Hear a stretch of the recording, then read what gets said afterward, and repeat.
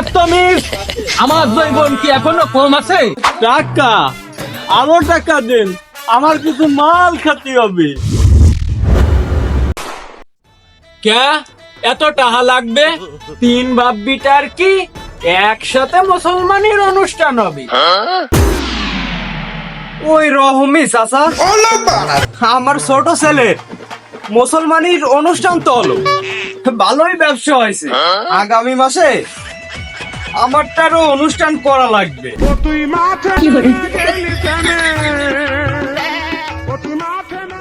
আমারটা শেষ হলি তারটাও করবে।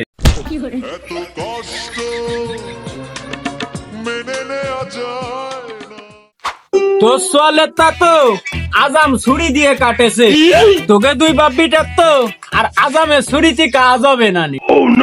সোয়া মিলিতে কাটায় আনা লাগবে নি। চাচা, আমাকে 2 বাপ বিটার তো কাটা আছে, খালি ওই অনুষ্ঠানটাই বাহি আছে। এই যাই টাকা কটা নিয়ে আসিন।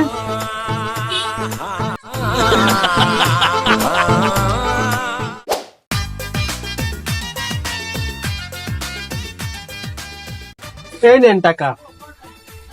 এই ধরো, ঠিক মতন সময় দিও টাকা কয়টা। চাচা, আপনার 5 বউ সহ আপনার দাওয়াত থাকলো। আসি, আসসালামু আলাইকুম। ওয়ালাইকুম আসসালাম। তাহলে এই ব্যবসা তো এবার খারাপ না। চাচা, তাহলে আপনি অনুষ্ঠানটা করেন।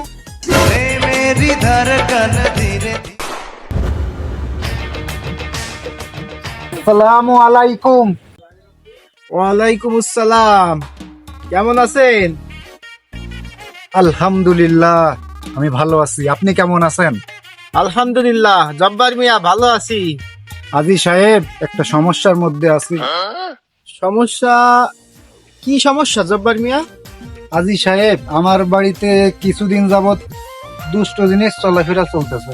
আমার পরিবার নিয়ে খুবই আতঙ্কের মধ্যে আছি।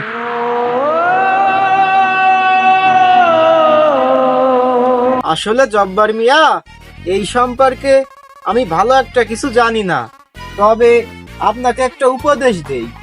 বলেন হাজি সাহেব।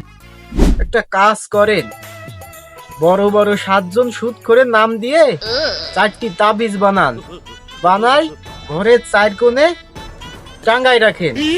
আশা করি এতেই আপনার কাজ হবে। হাজি সাহেব, এতে কাজ কি হবে?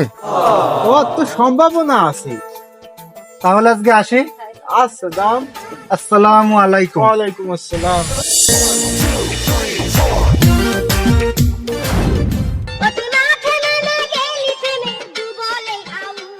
এ কাদিরা কি কইছিস? এসব কথা কওয়া লাগে নাকি? আমার তো মনে হয় কাজীর জন্ম হয়েছে আপনার বিয়ে পড়ানোর জন্য। আজকে যদি রোস্তম টাকা না দেই, আস্তে করে ওর মায়ের ডারে উঠোই নিয়ে আসতে হবে।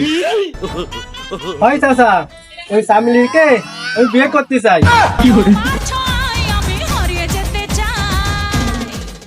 খামোশ বাচ্চামিজ, আমার জৈবন কি এখনো কম আছে? হয় আমার টাকা দেবে, না ওর মাইয়া দেবে, তারপরে ও আমার বউ হবে। চাচা, আপনি আর কত বিয়ে করবেন? চাচা, যে টাকা সুদ হতো তার চেয়ে বেশি তো আপনি বিয়ের জন্য খরচ করে ফেলাইছেন। আপনি যদি এই ফিলে বিয়ে করতে থাকেন তাহলে তো আপনার সুদের ব্যবসা বন্ধ হয়ে যাবে। শোন, আমার সুদে ব্যবসা থাকুক আর না থাকুক, বিয়ে আমার করাই লাগবে। চল রোস্তমের বাড়ি। তা চলেন।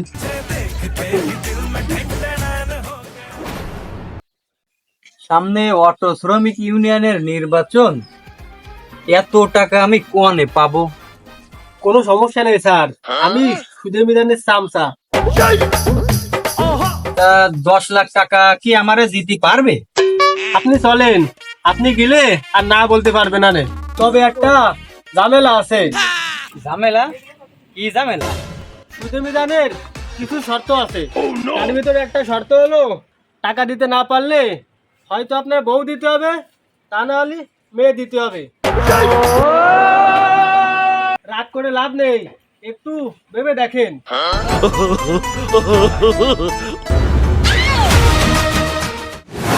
চাচা, ওই সীমালেপ লোক সুবিধের না, এত টাকা দিয়া ঠিক হবে না নে। তুই চুপ কর, তা না দিতে পারলি কোনো সমস্যা নেই, আমার ওর বউডারে খুব পছন্দ হয়। চাচা, আপনি তো খালি বিয়ে চিন্তায় থাকেন। আসসালামু আলাইকুম চাচা। ওয়ালাইকুম আসসালাম। চাচা, এইসব কি শুনতেছি গ্রামের মধ্যে? হারাম জিনিস কিন্তু অনেকের জন্যই ভালো হয়, এগুলো আপনি বাদ দেন, তা না হলে একদিন বড় বিপদে পড়বেন। খাঁটি দিলে আল্লাহর পাকের কাছে তওবা করেন, আল্লাহ পাক অবশ্যই মাফ করে দেবে। ওসব শোনার আমার সময় নেই আজি সাহেব, আমার কাজ আছে। আসসালামু আলাইকুম।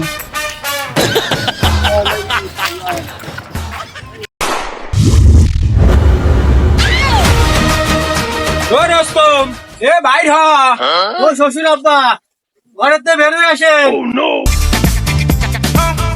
ও কিরা সুইদা মিজান, এ আজকে তোর সুইদে টাহা দিয়ার দিন ছিল না? দে টাহা দে। শ্বশুর আব্বা, দেন টাকা কটা দেন। টাকা? আরো টাকা দেন, আমার কিছু মাল খেতে হবে। ও রস্তম, টাকা তো দেবো, তা তোর মায়ের ডারে আগে বিয়ে কইরা নই। চাচা, মেয়েটা না নিলে হয় না? টাকা দেবে, মেয়ে পাবে, না হয় আমার বউ হবে।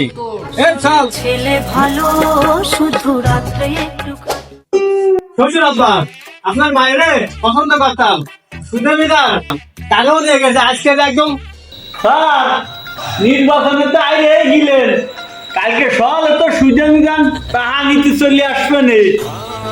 স্যার, টাকা দিতে না পারলি হয় আপনার বউ, না হয় স্যার, এর বিষয় পড়াই লাগবে, তো আমার মায়েরও নিয়ে গেছে, আমি একটু খালি মাল খাই এই জন্যই।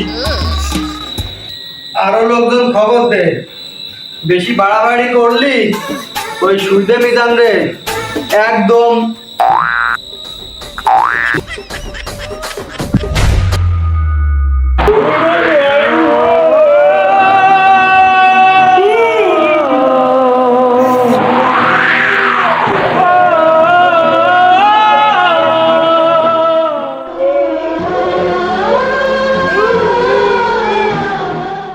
ও রমজান, তুই আমার ভাই বই মালের মামারে ভিডিও কলে ফোন দে।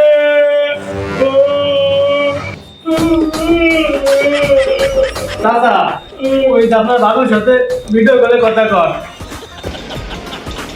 চাচা, আপনার কি হয়েছে? ওরে ভাই